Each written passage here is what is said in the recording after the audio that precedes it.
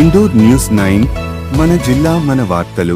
ఎడపల్లి మండలంలోని జైతాపూర్ గ్రామంలో రైతు భరోసా, ఇందిరమ్మ ఆత్మీయ భరోసా, రేషన్ కార్డులు, ఇందిరమ్మ ఇళ్ల లబ్ధిదారులకు మంజూరు పత్రాలను బోధన్ ఎమ్మెల్యే సుదర్శన్ రెడ్డి పంపిణీ చేశారు.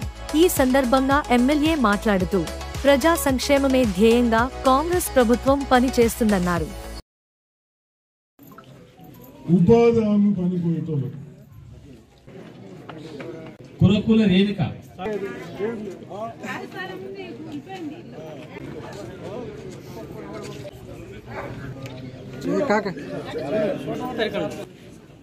గత ప్రభుత్వంలో బీద వాళ్ళకి ఇల్లు లేదు, ఉపాధి హామీ పోయేటోళ్ళకి ఏం సహాయాలు లేవు.